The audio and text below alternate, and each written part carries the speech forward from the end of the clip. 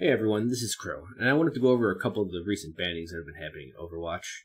The first bit of information I'm going to go over are the emails and posts that we've seen about from Fuey and Stevo's case. All of the emails that I've seen have been for disruptive gameplay. While the rest of it is generic information, it does say it's covered in the EULA and the Code of Conduct from Blizzard, which we can easily check and see that yes, it does break the rules of the Code of Conduct since they are so vaguely defined. We also have an email from Fuey stating that you should not be suspended for being a Torbjorn main.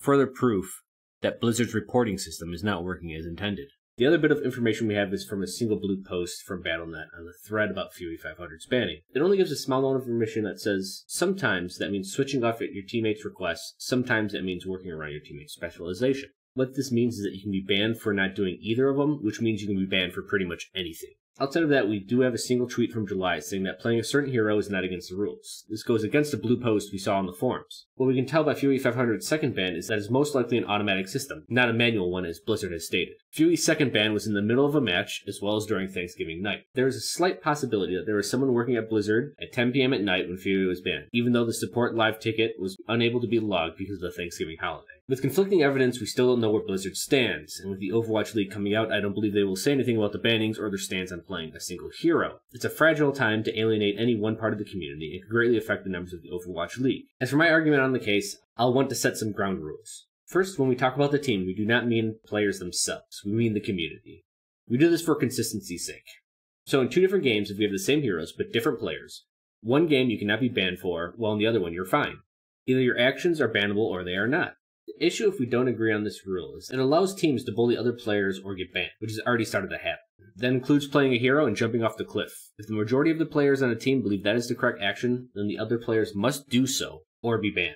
Secondly, in regards to the bannings, we need to agree that when we talk about disruptive gameplay, it will mean that you're not playing the most efficient hero you could be playing. We'll assume that the team isn't making you play something incorrect or making you lose the game. Lastly, while an odd statement, with relation to the second rule, results do not matter. While I do not personally agree with this rule, it is a common argument that a Symmetra-only player with a 60% win rate would win more if they played other heroes during the 40% of the losses. I personally disagree with this because a decision won't win games if you do not have the underlying skill sets needed to support that hero. It is simply not possible to win from a decision alone, and there will be games where you lose when you did everything correctly. It will always be possible to lose from skill alone. But I will agree with this for the sake of the argument. The reason we need to agree to this, because if we do say results matter, then we have enough evidence of pre-buff Junkrat, Torb, and Symmetra getting in the top 500 with a greater than 50% win rate. We can see that these heroes are effective, and that there's nothing left to say. It is impossible to simultaneously agree that winning is the most important thing in the game, but not allow us to take in the win percentage. My first question about this argument is who defines what heroes are most efficient? And to that end, what is efficient? Junkrat can seem inefficient before the August 29th update, but I've personally hit top 500 every season with Junkrat so far. So my idea for efficient and the next player's idea for efficient are completely different. There are some professional games we can watch to show some non-anecdotal evidence at this idea. Here we have South Korea versus Australia in the World Cup group phases. Now this is before the August 29th update to Junkrat. While they did win, remember that results do not matter, so this should be seen as a throw by the community's definition, thus a bannable offense. A more recent example is in South Korea versus Canada. We see Flower and Widow against a Tracer, Winston, and Diva. Again, the community believes this to be our counters, and thus an inefficient pick. So by the community's own definition, this is disruptive gameplay and is bannable. Again, while they did win, we have to remember results do not matter according to the community's argument. I know the general idea right now is that a player would switch off if a hero is not working, but you don't know if it will or won't work until the game ends. We've all seen matches won and lost in overtime where their picks eventually work out. In fact, in the World Cup game, the Widow selection does work out with only 10 seconds left. The next question is, do we ban certain heroes? If this game is truly meant to be played with counters, which I believe don't exist and will link my 3-page paper on why they don't, then as soon as someone picks a counter on the enemy team, it should make other certain heroes unpickable. If a Winston is picked, then a Genji should not be. If hit scans are picked, then Pharah shouldn't be. Do certain maps enable and disable specific heroes that are deemed inefficient by the community?